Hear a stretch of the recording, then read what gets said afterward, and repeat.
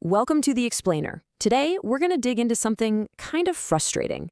It's a paradox that explains why sometimes being the absolute best just isn't enough to actually win. You know that feeling, right? You do everything perfectly. You nail the project, but you still lose the client. Or your resume is flawless, but you get that rejection email from your dream job. You know you're good. So what gives? Well, believe it or not, that feeling has a name. And once you understand it, it's going to change how you think about success, especially in a world where just being great isn't a guarantee of, well, anything. Okay, so let's jump right in. This idea was first really nailed down by an investment strategist named Michael Malbassen, and honestly, it completely flips our whole idea of skill and winning on its head. Here's the core idea, and it's a big one. As the skill level in any field goes up, the role that pure luck plays in deciding who wins also goes way up. Think about it. When everyone's a beginner, the most skilled person wins, no problem. But when everyone is a top-tier expert, the differences in skill are so tiny that luck suddenly becomes the main decider. Okay, let's make this super clear. In a low-skill field, the skill gap is just huge. I mean, imagine a pro basketball player taking on a middle schooler. Luck has nothing to do with it, right? The pro wins 100 times out of 100. But now, picture a high-skill field. You've got the #1 ranked player in the world versus the number 10. The skill gap is practically zero. At that level, a lucky bounce, a gust of wind, that can be the only thing that separates the winner from the loser. Skill cancels out and luck takes over. All right, so let's look at some proof. We're going to dive into a classic example from baseball that shows this paradox in action perfectly. So, back in 1941, the baseball legend Ted Williams hit for a .406 batting average. I mean, think about that. He got a hit more than 40% of the time he was at bat. It's an absolutely legendary number, and no one has even come close to it since. So, here's the big question, right? Why can't any modern player beat this record?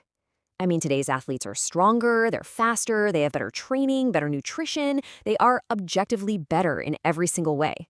So, what's going on? And the answer is the paradox in a nutshell. It's not that the hitters today aren't as good, it's that everybody got better. The pitchers are more skilled, throwing insane pitches. The fielders are faster and smarter about where they stand. The entire league leveled up. So that difference in skill, that variance, it just shrank to almost nothing. It's become statistically impossible to be that much better than everyone else anymore. And, this isn't just a sports thing. This same exact idea explains why applying for an elite job can feel like you're just buying a lottery ticket. Because, in a way, you are. Just think about it. A company like Google or McKinsey gets thousands of applicants. The top 100 of them are all, well, perfect. They have the 4.0 GPAs, the fancy degrees, the killer internships. On paper, the skill difference between them is basically zero. So who gets the job? It might literally come down to luck. Maybe you happen to share a weird hobby with the interviewer, or maybe your interview was in the morning when they were still fresh. That rejection you got, it probably wasn't a judgment on your skill at all. It was just a paradox of skill in action. Okay, so at this point, you might be thinking, this is kind of depressing. If it all just comes down to luck, then what's the point of even trying? But hold on. The good news is there are actual concrete strategies you can use to beat this paradox. We're going to walk through a 3-part playbook. And these aren't about just working harder. They're about thinking smarter and changing the game you're playing. All right, strategy 1, find a weaker game. It sounds simple, but it's incredibly powerful.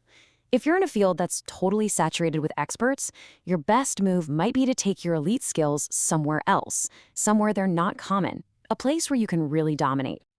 Here's a perfect example. Let's say you're an amazing data scientist in Silicon Valley. Problem is, you're maybe the 1,000th best data scientist there. The skill variance is super low, so luck is going to decide your career.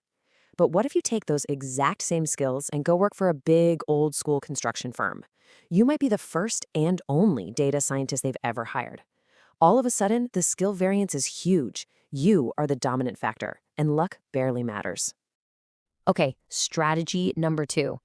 This one is all about mindset. You have to focus on your process, not the outcome. Why? Because you can't control the outcome. When luck is a huge factor, judging yourself based on a single win or loss will drive you crazy.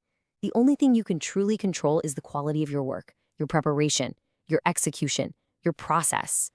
And our third strategy is for when you're stuck. You can't change the game and you're deadlocked with competitors who are just as good as you. What do? You introduce complexity. You create a little chaos. Bring in a wild new idea, a totally different approach. By doing that, you break the stalemate and create a new opportunity for your skill to actually make a difference again. So all three of these strategies really point to one big new mindset for success. This is probably the most important thing to take away from all of this, and it's key to not just winning, but staying sane in a super competitive world. And here it is. You have to focus completely on your process, because over a long enough timeline, luck just evens out. Yeah, you might lose a big project because of some bad luck, but if your process is rock solid, over time, you're going to win more than you lose. It's about trusting the process and playing the long game. So, we'll leave you with this final thought. Take a hard look at your own industry, your own career. Is it a high-skill, high-luck environment? Are the winners separated by huge skill gaps or by what seems like random chance? Because just answering that one question, that's the first step to using these strategies and taking back control of your success.